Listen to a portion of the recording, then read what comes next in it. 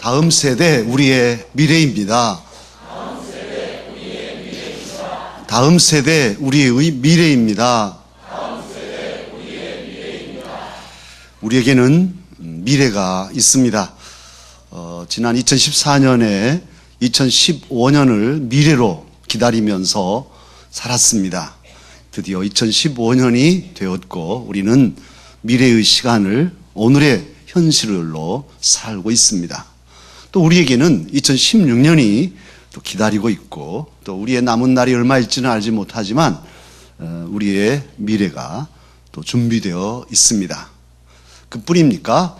예수님을 구주로 믿는 저와 여러분에게는 영원한 미래, 하나님 나라가 예비되어 있습니다. 할렐루야! 감사할 일이죠.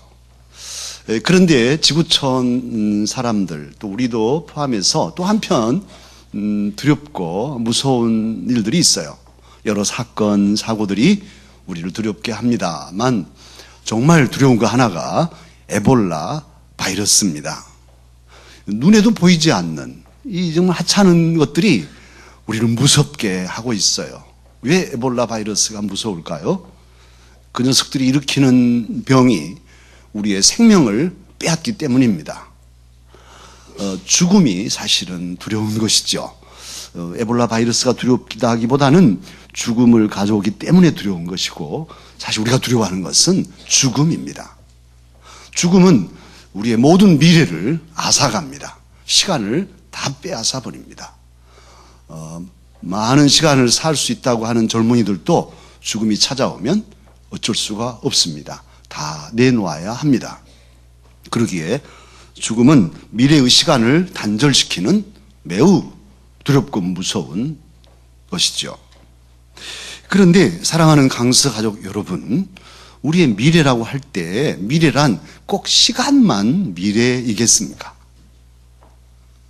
그렇지 않습니다. 깊이 생각하면 우리의 미래는 사실 사람입니다. 사람이 미래일 수 있습니다.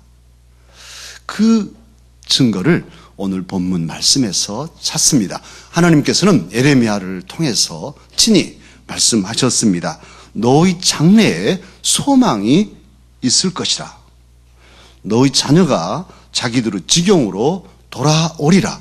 여호와의 말씀이니라. 소망이 있다. 미래. 그렇게 말씀하는데 소망이 없는 미래, 소망이 있는 미래 같을 수가 없죠.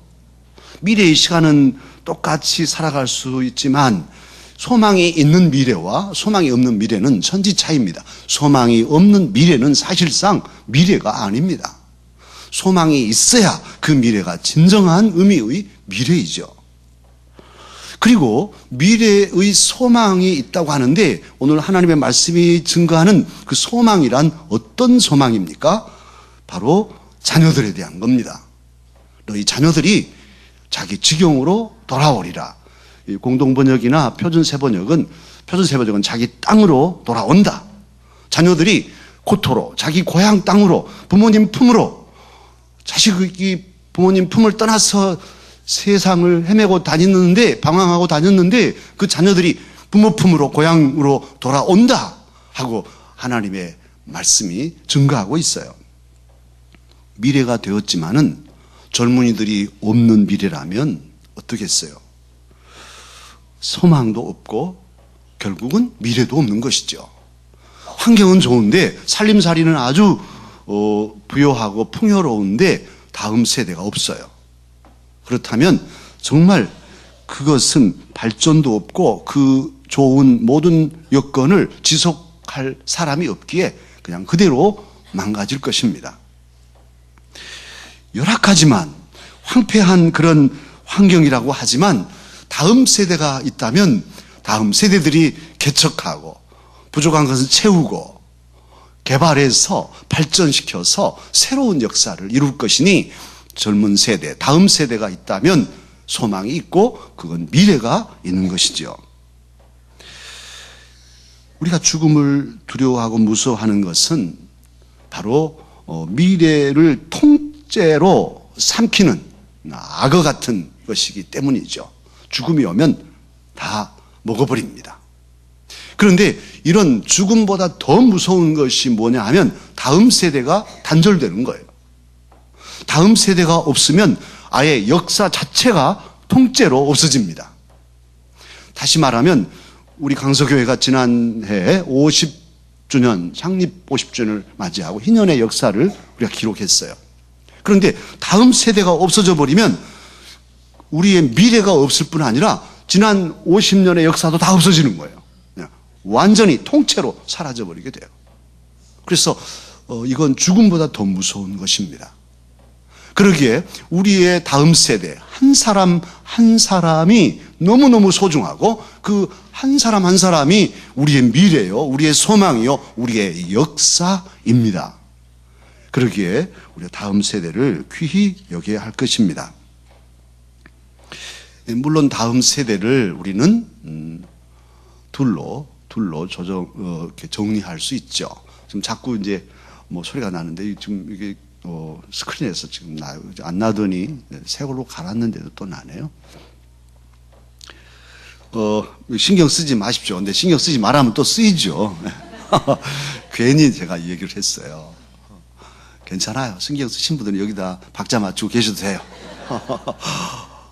다음 세대 그러면 보통 다 어린 세대들을 말하지요. 맞습니다. 그러나 여러분의 담임 목사는 지난번에 인천 쪽에 복지하는 교회 다녀오고서는 다음 세대를 우리가 두 가지로 해석해야 되겠구나. 그렇게 정리를 했어요. 어린 세대들이 우리 미래고 우리 다음 세대입니다. 그런데 또 한편 우리 어르신 세대들 은퇴하시고 이제 모든 걸 내려놓으시고 그렇게 자녀 손들을 축복하며 계시는 그 어르신 세대도 우리에게는 현역에 있는 우리들에게는 다음 세대입니다. 왜냐하면 우리도 이제 시간이 가면 이렇게 은퇴하게 되고 또 어르신들처럼 자녀 손들을 축복하며 살게 될 것이기 때문입니다.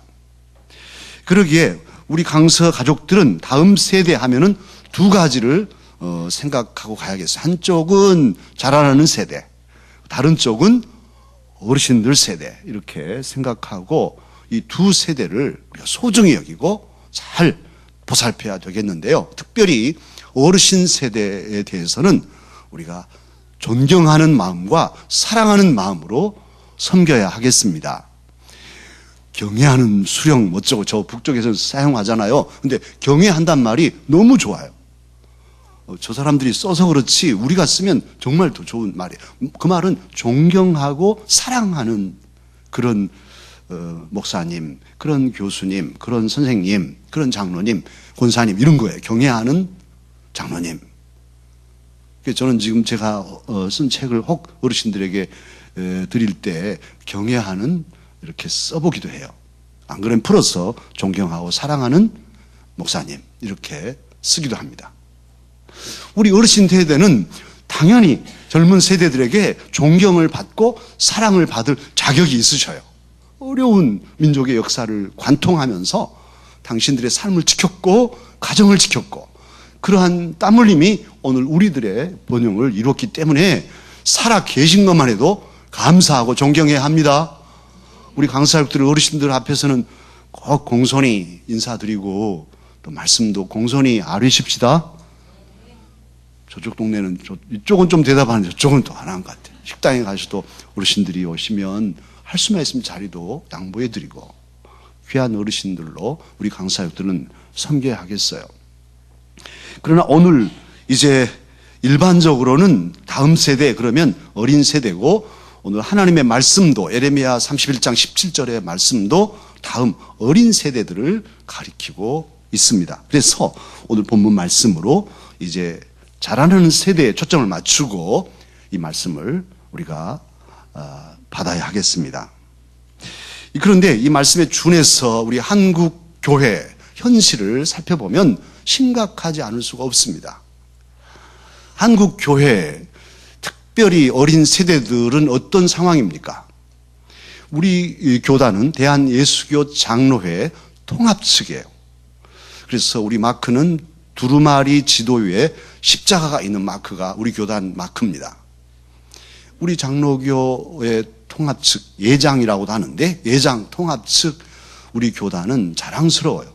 정말 분열하지 않고 신학 노선도 중도적인 그리고 든든하게 서가는 그리고 비교적 발전하고 있는 그런 교단으로 이렇게 알려져 있습니다. 자타가 공인하는 바이죠.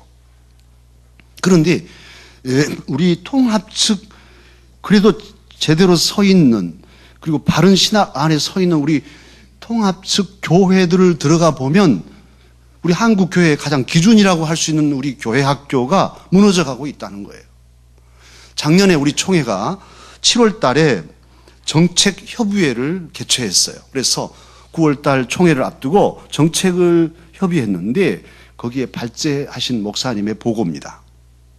80년대 한국 교회가 아주 뻥튀기 하듯 7, 80년대 엑스폴로 74 이후로 막 부흥했어요. 그런데 그렇게 부흥하게 된 그 근본 원인을 조사해 보니까 오히려 6.25 전쟁 후에 60년대에 교회 학교들이 교회에서 주일 학교들이 막 부흥하는 뭐 성탄절이면 와서 성탄절에 오면 떡도 주고 성국도 보고 말이죠. 얼마나 좋아요. 막 바글바글 했잖아요. 70년대 마찬가지. 저도 그 어릴 때 주일학교 자라면서 그 열기들 새벽송하고 막 눈 빠지면서 어릴 때도 성탄절 찬송 경연한다 미리 준비하고 저는 그 어리신 예수 노래 부르다가 높은 그 위에 높은 못 내가지고 몇 번 해도 지금도 기억나요. 선생님이 막 가르쳐 주셨던. 그래서 80년대 부흥을 일으켰는데 이제 90년대 들어오면서 교회 학교가 침체됐고 그 여파가 2010년대 지금 한국교회 침체 현상이 바로 90년대부터 시작된 교회 학교 침체에서 비롯됐다고 보고합니다. 일리가 있는 말입니다. 또한 우리 통합 측 총회 우리 교단의 총 교회 수가 얼마냐면 8,383개의 교회입니다. 그런데 이 8,383개 교회 중에서 유치부, 아동부, 중고등부가 없는 교회가 43%에서 51%까지 아동부, 유치부, 중고등부가 없어요. 또한 영유아부가 없는 교회가 77.4%에서 78.5%가 영유아부가 없답니다. 그리고 이러한 감소세는 우리 교단이 이렇다면 다른 교단은 더 많다는 거예요. 사실 우리 교회 영유아부, 유치부, 아동부, 중고등부, 청년부 얼마나 감사한지 다 있어서 우리는 감사하지요. 정말 저는 담임 목사로서 우리 뜰에 애들이 놀고 뛰고 성경원 애들이 올해는 또 더 많아져서 얼마나 감사한지 하나님 감사합니다. 저는 애들 보면서 그러고 있어요. 축복하고. 사랑하는 강사 여러분, 영유아부, 유치부, 아동부, 중고등부, 청년부 이런 귀한 다음 세대들이 주님의 교회에 있음을 감사하십시다. 그리고 또 한편 한국교회에 이런 귀한 교육부서들이 사라져버리는 이 아픔을 아파하고 우리가 위해서 기도해야 하겠어요. 특별히 저 도심에 있는 교회들 과거에는 수백 명의 교육부서 자녀들이 있었는데 지금은 도심의 젊은 층들이 다 뭐 전세금도 비싸고 다 밖으로 빠져나가서 이제는 겨우 몇십 명 되지 않는 그런 현상을 지금 현재 보고 있습니다. 그렇다면 사랑하는 강서 가족 여러분, 정말 다음 세대가 없으면 역사 자체가 통째로 없어지는 건데 어떻게 다음 세대들을 지키고 어떻게 가르쳐야 할 것인가? 우리 강서 교회가 그래도 아직 소망이 있을 때에 우리 다음 세대들을 어떻게 붙들어주고 어떻게 이들을 가르칠까? 하나님은 어떻게 하시기를 원하신가? 그 첫째가 말씀 교육입니다. 사랑하는 우리 자녀들에게 하나님의 말씀을 가르쳐야 합니다. 그런데 어떻습니까? 대부분 우리 한국의 학부형들 입시에 주눅이 들려서 좋은 중학교, 좋은 고등학교, 좋은 대학교에 보내기 위해서 말씀은 뒷전이고 어쨌든 좋은 대학 가가지고 공부해 이제 다 마치 그렇게 입학한 다음에 교회는 열심히 해도 돼. 그 다음에 하나님 말씀 배워도 돼. 이렇게 우선순위가 틀려 있단 말이에요. 사랑하는 강사 여러분, 오늘 이 시간에 참여한 우리 강사 가족들은 우선순위를 바로 잡으십시다. 하나님 말씀 중심, 성경 중심, 교회 중심의, 신앙 중심의 자녀들이 되도록 그렇게 우리의 마음을 고쳐 먹으십시다. 다음 세대가 사는 길이 거기 있어요. 그래, 영리 살아야 그들의 심령이 새로워지고 그 안에 하나님 주신 비전이 있고 열정을 가지고 지구력을 발휘하면서 꿈을 이루게 되지 않겠어요? 하나님의 말씀은 선포하십니다. 신명기 6장 7절에 그렇게 말씀하시죠. 자녀에게 부지런히 가르치라. 말씀을 가르치라는 거예요. 집에 앉았을 때든지 길을 갈 때든지 누워있을 때든지 일어날 때든지 이 말씀을 강론하라. 이 하나님의 말씀을 가르쳐라. 우리 강서 선교원, 우리 선교원에서 즐겨 쓰는 문구가 있어요. 그 문서들에게 처음부터 썼던 문구가 잠언 22장 6절 말씀인데, 마땅히 아이에게 행할 길을 가르치라. 그리하여야 늙어도 그것을 떠나지 아니하리라. 그래서 어린 고사림만 손을 모아서 기도하고 하나님의 말씀을 외우고 우리 선교원 원아들이 그렇게 말씀으로 자라고 있어요. 저는 자랑스럽습니다. 한번 봅시다. 명문 유치원 나온 아이들과 우리 강서 선교원 나온 아이들이 20년 후에 어떻게 되나 한번 보자고요. 저는 보고 싶어요. 어릴 때부터 하나님의 말씀으로 바로 서서 길러진 자녀들을 하나님께서는 존귀케 하여 주실 것입니다. 우리의 아름다운 미래가 되게 하실 것입니다. 그리고 이렇게 말씀을 가르칠 때 우리 부모들이 조심하고 유념할 게 있어요. 그것은 단순히 이렇게 해라 하는 것이 아니고, 말씀의 교육은 말씀살이를 우리가 보여줘야 돼요. 어떻게 하는 것이 말씀대로 하는 건데요. 아버지 보여주세요. 어머니 보여주세요. 아니, 아버지는 주일날 낚시 가고 아들한테만 딸한테만 예배 잘 드려라? 어떻게, 그거 화날 일이잖아요. 어머니는 헌금 안 하면서 나만 헌금하라고? 화날 일이에요. 그래서 부모들이 말씀 교육은 앞장서서 보여줘야 된단 말이에요. 에베소서 6장 4절은 그러기에 바울 사도를 통해서 주님 말씀하십니다. 너희 자녀를 노엽게 하지 말고 오직 주의 교훈과 훈계로 양육하라. 주의 말씀과 훈계로 양육하기 전에 모델이 되어줘야 자녀들이 노하지 않죠. 그리고 자녀들을 노하게 하거나 노엽게 하면 결국은 자녀들이 절망하고 낙심한다고 골로새서는 증거합니다. 사랑하는 강사 여러분, 우리들이 말씀을 가르칠 때 말씀살이에 앞장서서 모범을 자녀들 앞에서 보이기를 힘쓰십시다. 100% 잘할 수는 없죠. 목사님 저도 마찬가지예요. 그러나 사랑하는 아들 딸들아, 아빠도 엄마도 부족하다만 그래도 하나님 말씀대로 살려고 애를 쓰고 있다. 우리도 함께 너희들도 그렇게 살아다오. 그럴 때 자녀들이 그래요 아빠 엄마 존경합니다. 잘해서가 아니라 그렇게 말씀대로 살아가려고 애쓰시는 아빠 엄마 보면 존경스럽습니다. 그리고 따라오는 것 아니겠어요? 또한 두 번째로 우리 다음 세대를 길러내는 데 있어서 중요한 것은 기도와 전도입니다. 사랑하는 강사 여러분, 우리 자녀들이 어려움 당할 때, 우리 자녀들이 방황할 때, 다 방황할 때가 있죠. 그럴 때 주의 전에 와서 통곡하며 자녀를 위해서 기도하는 부모들이 되셨는지요? 염려를 하고 걱정을 하면서도 정말 그 아들을 위해서, 그 딸을 위해서 금식하며 밥을 굶어가며 곡기를 끊고라도 내 아들이 바로 서기를, 내 딸이 바로 서기를 울며 기도해 보셨는지요? 자녀들을 위한 눈물의 기도, 통곡의 기도는 강력한 힘이 있습니다. 하나님께서는 아버지셔요. 그러기에 아버지 마음, 부모 마음을 누구보다도 잘 아시는 분이셔요. 울며 가슴을 찢으며 자녀 손들 위해서 축복할 때 하나님 아버지 같은 마음으로, 오냐 네 아들은 내가 책임져 주마, 오냐 네 딸은 내가 책임져 주마, 하나님 약속하실 것입니다. 응답해 주실 것입니다. 그러기에 자녀들, 다음 세대들에 대한 기도가 정말 필요해요. 저는 새벽에 자녀들을 위한 기도는 복의 씨앗입니다. 믿고 기도합시다. 5년 후, 10년 후, 아니 우리 죽고 난 다음에라도 그 기도가 응답될 때는 열매되니까 천국에서 보죠 뭐. 지금은 아니라 할지라도. 믿고 기도의 씨를 심잔 말이에요. 다음 세대들을 위한 기도로 참으로 축복하는 그런 저와 여러분이 되십시다. 사무엘의 어머니 한나가 어땠습니까? 아기가 없어요.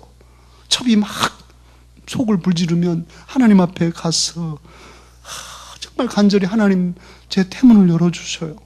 제게 선물 주세요. 이렇게 얼마나 간절히 기도했든지 술 취한 줄 알았잖아요. 그래서 아들을 얻었어요. 아들을 낳았어요. 얼마나 귀한 아들입니까? 그런데 그 아들이 짜박짜박 걸을 때 실로 성막이 있는 제사장 엘리에게 맡기죠. 그리고 하나님께 아들을 바쳤잖아요. 그리고는 매년 옷을 만듭니다. 세마포 옷을 배를 짜고 한 땀 한 땀 바느질을 해서 아들 옷을 지어가지고 또 가서 제사 드리고 아들에게 옷을 입히고 돌아오면 또 다음에 옷을 짓습니다. 뭐 했겠어요? 옷을 지으면서 뭐 했겠어요? 그 한 땀 한 땀이 어머니의 기도였겠죠. 할렐루야. 그리고 그 기도 때문에 그 기도에 힘입어서 사무엘은 민족의 훌륭한 지도자가 된 것이죠. 우리 예수님 살아계실 때, 세상에 계실 때 어린이들이 막 달려오니까 제자들이 막지요. 그러나 금하지 마라 하시고 아이들 한 사람 한 사람 품에 안고 그 머리에 손 얹어서 축복하셨습니다. 우리 예수님께서도 어린 자녀들을, 다음 세대들을 축복하셨습니다. 우리도 그 마음으로, 부모 마음으로 또 사랑하며 나아가야 하겠습니다. 기도는 관심이고 사랑입니다. 그리고 이렇게 기도가 관심이고 사랑일 때에는 정말 믿고 있는 자녀들에게는 교육, 양육으로 나타나지만 믿지 않은 세상의 어린이들에게는 전도로 나타나죠. 아니, 저 녀석들은 내 자식 아니야. 괜찮아. 그런 마음이 있다면 그리스도인이 아니죠. 내가 낳은 자식만 내 자식이겠습니까? 교회 안에 뛰고 노는 모든 어린 세대가, 다음 세대가 우리 자녀들이고 또 세상 바깥을 헤매고 다니는 모든 어린 세대들이 다 우리 자녀들이란 말이에요. 그래서 그들을 사랑하고 그들을 축복하고 어떻게 하면 그들이 바른 삶을 살 수 있을까 염려하는 것이 전도로 나타나죠. 우리 강서교회가 지원하고 있는 어린이 전도협회 광명지회, 우리 유 목사님이 개척을 하셨는데 이제 딱 2년 됐어요. 2년밖에 안 되는 어린 그 지회지만은 저에게 보고서 이렇게 보내주셨는데 보니까 작년 2014년에 어린이들을 몇 명을 전도했냐면 7,240명을 전도했어요. 7,240명을 모아놓고 예수님을 전하고 복음을 전했어요. 그래서 몇 명이 예수님을 영접했냐? 나는 예수님의 은혜를 믿고 예수님을 믿고 예수님의 사람이 됩니다 하고 영접한 사람이, 어린이들이 4,207명이 예수님을 영접했어요. 할렐루야. 4,207명. 얼마나 놀라운 숫자인지요. 이 어려운 때 어린 새싹들이 돌아와서 하나님께 어떻게 했냐? 새소식반. 우리 교회도 우리 김기순 집사님이랑 이렇게 새소식반 하셨는데 이제는 요즘에 못 하시고 있을 거예요. 자기 집에서, 다른 데가 아니고 교회가 아니고 집에서 부침개도 하고 과자도 만들어 놓고 어린이들 초청해 가지고 거기서 복음을 전하는 거예요. 예수님은 이런 분이셔. 그래 애들이 12주 이런 교육 과정을 놓고 계속 오게 해서 예수님을 알고 믿고 구원받게 하는 거. 또 3일 클럽이라고 해서 3일 동안 집중해서 어린이들 초청해서 잔치하면서 복음을 전하는 거. 또 어린이날에 파티하고 야외 어떤 소풍처럼 그렇게 해가지고 마을 어린이들이나 거리에 헤매는 어린이들에게 복음을 전하는 게 이 어린이 전도협회 전략이에요. 그렇게 해서 7,240명을 만나서 4,207명을 구원하였으니 얼마나 귀한 일입니까? 사랑하는 강사가족 여러분, 다음 세대에 대해서 우리는 사랑과 열정을 가지고 저들을 축복하고 저들에게 복음을 전하고 저들을 양육해야 합니다. 부모의 사랑이 가장 귀합니다. 사실 이 세상에서 자녀를 사랑하는 사람, 부모만큼 사랑하는 사람은 없죠. 눈에 넣어도 아프지 않을 자녀들이지 않습니까? 자식을 위해서는 죽을 수도 있지 않습니까? 죽을 수도 있어요. 모르겠어요. 막상 닥치면 뒤로 물러설지는 몰라도 연습해보면 저 역시도 내 자녀들 위해서 능히 내 목숨을 드릴 수 있어요. 젊을 때도 그랬어요. 뭐 늙었으니까 죽으려고 그러시죠? 그게 아니라 젊을 때도 그랬어요. 나는 내 자식을 위해서 죽을 수 있어요. 나는 다른 부모들도 다 그러신다고 생각해요. 자식을 위해서 죽을 수 있어, 부모가 대신. 그게 부모 사랑이에요. 그 지극한 사랑을 가지고 자녀 손들을 어떻게 해야 되겠습니까? 사랑으로 양육해야 되지 않겠습니까? 우리 기독교 교육은 그러기에 가정 교육이 우선이고 부모 교육이 최우선이에요. 사실 교사보다도 부모가 자녀의 신앙을 책임지라는 거예요. 우리 기독교의 정신은 그거예요. 그래서 가정 교육, 부모 교육이 우선이에요. 우리 부모들이 교회에다 그냥 자녀들 갖다 맡겨놓고 선생님들이 다 해주세요. 그러고는 자기는 전혀 안 하고 모범도 안 보이면 이건 거꾸로 된 거예요. 부모가 먼저, 그리고 교회에 맡기면 교사들은 제2의 부모라 합니다. 교사 역시도 부모의 마음으로 제2의 부모로, 제1 부모는 아니지만은 제2 부모의 마음으로 한 아이 한 아이를 가르치고 기도하고 울며 그들의 영적인 성장을 도모해야 한단 말입니다.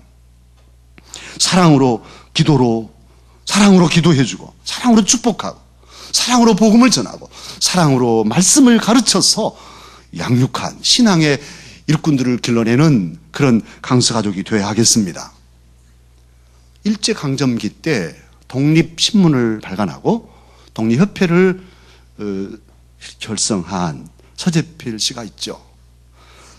그런데 이 서재필은 7살 때 양아들로 양자를 갔어요. 이번에 소설 서재필이 나왔는데 거기 나온 이야기입니다.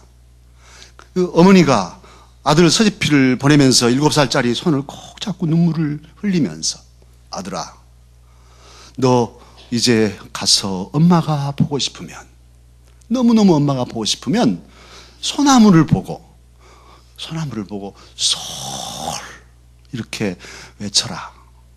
그러면 엄마가 천리만리 있어도 어디서든지 너의 소리를 들을 거야. 엄마 그리워하는 마음 저는 알아요. 제가 9살 때 어머니를 떠나서 얼마나 어머니가 보고 싶든지. 그런데 이 서재필이 그렇게 했어요. 그래서 어린 서재필이 어머니가 너무 보고 싶으면 소나무를 보고 솔 이렇게 외쳤답니다. 사랑하는 강서가 여러분, 어린 세대들은 아빠 엄마의 품이 그립습니다. 정말로 그리운 거예요. 아마 그런 어린 시절을 보내신 분들은 능히 아시겠죠. 자녀들이 엄마를 그리워하는 것, 엄마의 그 따뜻한 품이 그렇게 좋은 거예요. 그러기에 우리의 자녀 손들을 기를 때에 정말 그들을 사랑으로 품고, 모나고 아직은 내 마음에 안 든다고 내치지 마시고, 언제나 네 편, 아빠와 엄마는 너의 편이야. 네가 어떤 실수를 해도 너는 나의 사랑하는 아들이요 딸이다 하고 그 품에 품어주고, 그래서 그 사랑으로 말씀을 증거하고 말씀을 가르치고 또 그들을 축복하고 기도하는 그런 양육을 하는 부모와 제2 부모, 교사들이 되어야 하겠습니다. 하나님께서는 오늘 이 귀한 날에 저와 여러분에게 약속하십니다. 정말 깜짝 놀랄 말씀인데 꽉 붙잡잔 말이에요. 오늘 하나님 말씀은 예레미야를 통해 말씀하시잖아요. 너의 장래가 있을 것이다. 너의 미래가 있을 것이다. 그렇게 말씀합니다. 너의 미래에 소망이 있는 미래가 있다고 말씀하시죠. 너의 미래에 소망이 있을 것이다. 그리고 그 소망인 즉슨 너희 자녀들이 고향으로, 너희 품으로 돌아올 것이다.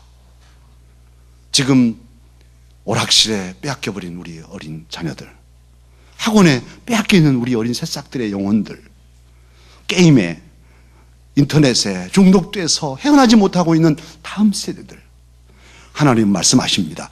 다시금 고향으로, 부모 품으로, 하나님 앞으로 돌아올 것이다. 교회 학교가 텅텅 비어가는데 주님은 오늘 말씀하십니다. 이들이 다시금 고향으로 돌아올 것이다. 이것은 모든 부모가 품고 모든 교사가 품어야 할 약속입니다.